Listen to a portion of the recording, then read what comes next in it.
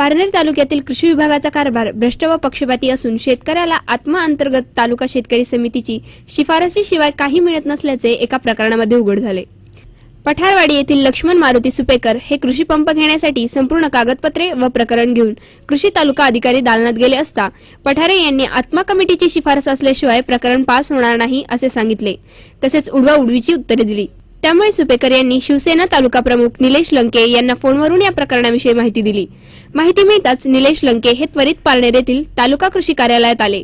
अधिकाऱ्यांच्या दालनात गेल्यानंतर त्यांना देखील आत्मा कमिटीची शिफारस गरजेचे असल्याचे सांगण्यात आले। कृषी अधिकारी सालके यांनी देखील उडवाउडवीची उत्तरे दिली।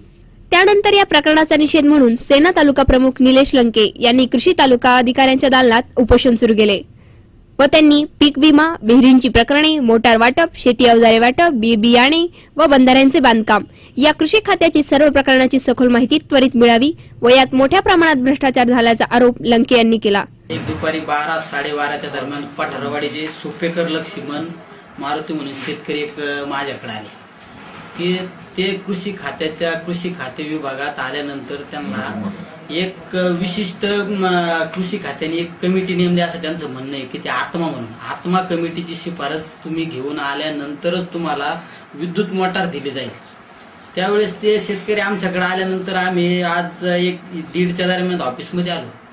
तर आल्यानंतर बाकी जे कृषी विभागाचे जे अधिकारी कृषी अधिकारी तालुका कृषी अधिकारी सालके साहेब नसताना आम्ही बाकी लोकांना विचारलं तर तुम्ही अशा प्रकारची शिफारस मागता का?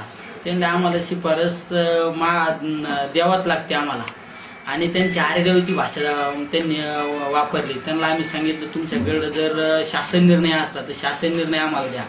शासन निर्णय देण्यास सुद्धा त्यांनी टाळाटाळ केली। त्यांना आम्ही सांगितलं तुम्ही तालुका कृषी अधिकाऱ्यांना फोन करा, तुम्ही तुम्हीच फोन करा।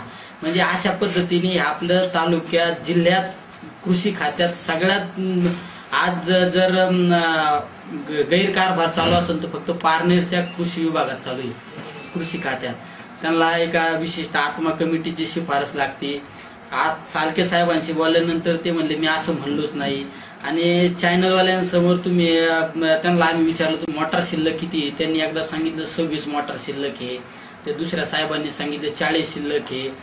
रेकॉर्ड विभागाच्या त्या पठारे मॅडम म्हणून त्यांनी सांगितलं 6-7 मोटार शिल्लक आहेत। म्हणजे असं एक वाक्य तर कुठल्याच अधिकाऱ्यांचे आलेलं नाही। त्यांना विचारलं आम्ही तुमच्याकडे ज्या मोटार आल्या किती आणि विद्युत मोटार दिल्या किती?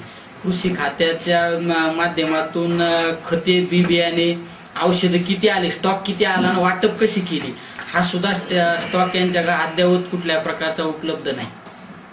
स्टॉक उपलब्ध नाही आणि सर्वसामान्य शेतकरी एक गागरे म्हणून शेतकरी आले त्या शेतकऱ्याला विचारला आम्ही की तुम्ही कशासाठी आले? त्यांनी विचारला आम्ही विद्युत मोटार न्यायला आलो। म्हणलं विद्युत मोटार न्यायला आल्यानंतर प्रकरण कधी दिलं? त्यांनी सांगितलं 1 महिन्यापूर्वी आम्ही त्या गागरेंनी सांगितलं 1 महिन्यापूर्वी प्रकरण दिलं।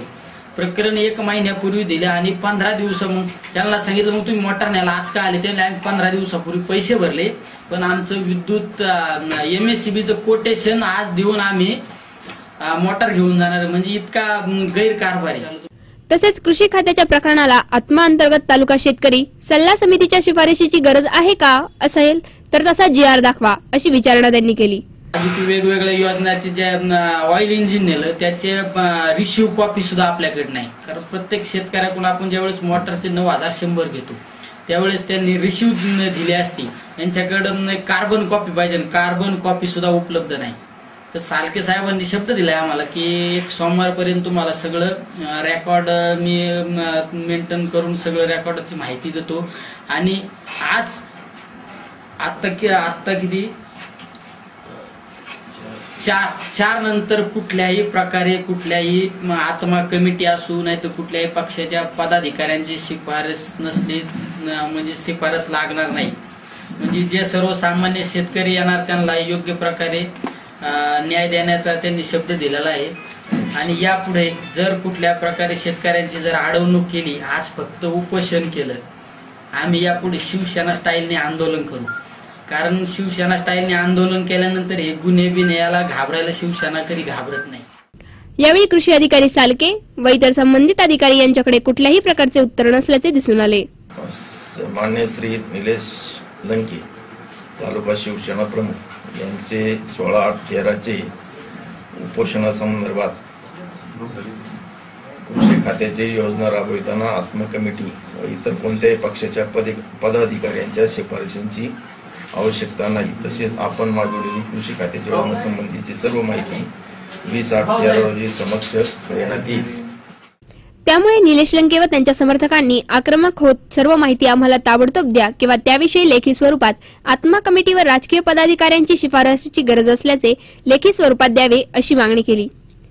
दरम्यान कार्यकर्त्यांच्या आक्रमकपणा पाहून कृषी अधिकारी सालके यांनी एका प्रसिद्धी पत्रकात लिहून दिले, कृषी खात्याच्या योजना राबवताना आत्मा कमिटी किंवा कोणीही राजकीय पक्षाच्या पदाधिकाऱ्यांच्या शिफारशीची आवश्यकता नाही। तसेच कृषी खात्याच्या सर्व प्रकारची माहिती 20/8/2013 रोजी समक्ष देण्यात येईल असे म्हटले। ही प्रत मिळाल्यानंतर उपोषण मागे घेण्यात आले। यावेळी विद्यार्थी सेनेचे तालुका प्रमुख राहुल झावरे, उपप्रमुख दादा शिंदे, सचिन काळे, सचिन पठारे, बाबा नवले, संतोष ढवळे, सुदाम कोरडे, सुहास नगरे, दौलत गांगड, गणेश साळवे, भाऊसाहेब भोगाडे आदी मान्यवर उपस्थित होते। सी मूव्हीज अँड न्यूज साठी कॅमेरामन शशिकांत भालेकर, पारनेर।